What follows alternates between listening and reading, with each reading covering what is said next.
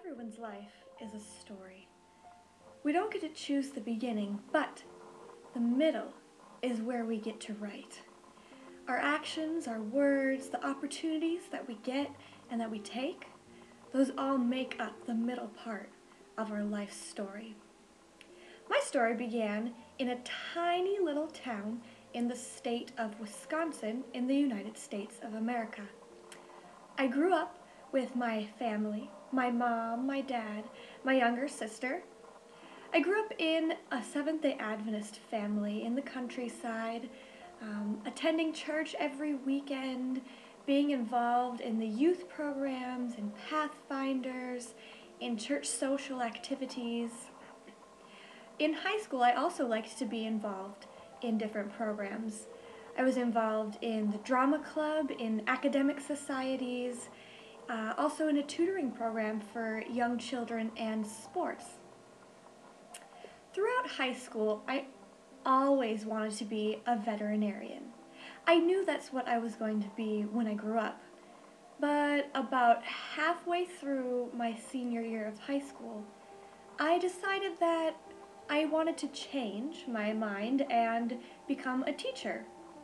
So, after I graduated high school, I packed up and I moved to Lincoln, Nebraska to go to Union College and be involved in their teacher education program.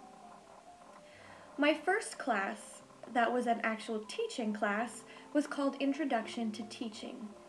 In that class, we were required to do observations in an actual classroom.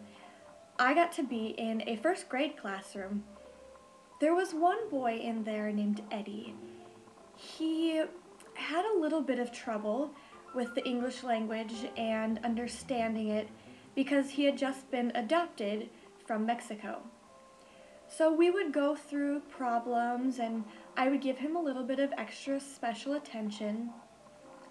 One day, we were working on some reading problems, I believe it was, and he said, "Miss Schebo, this is too difficult. I can't do this. It's too hard."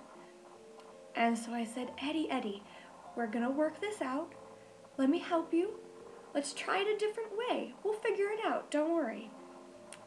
So we went through and we finally did the problem, got the right answer, and his face lit up and he said, "Miss Schebo, that was so fun. Let's do another one." Immediately, I knew at that moment that what I wanted to do with my life was give students those aha moments where they got the right answer and they realized that learning was fun, it was exciting, there were so many things to learn. I wanted to give that to children. So I went through my teacher education program all the way to my senior year of college. In the middle of my senior year, I got the opportunity to interview for an English teaching position over in Seoul, South Korea. I interviewed, I got the job, and so after I graduated college, I again packed up and I added a year in Korea to my life story. That was probably one of the most incredible years of my life. I learned so much from my co-teachers, from my peers, from my students, just the people around me in a different country. I grew so much as a person, and I grew so much professionally as a teacher. I would love the opportunity to be able to work at Daejon Sahmyook Elementary School. It would give me an opportunity to be able to put my elementary education degree to actual use. When I was in Korea last time, I worked at a hagwon, which was wonderful, but I would love to be able to work in an actual elementary school this time. I would also love the opportunity to be able to work in a Christian environment, and I believe that Daejon Sahmyook Elementary School can give that to me.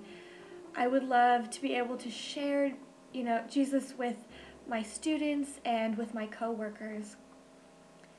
I would also love the opportunity to return to Korea. Korea has a special place in my heart after the year that I spent there.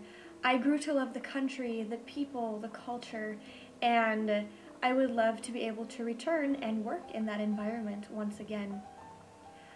I hope that you consider me seriously as an option to fill a teaching position for you.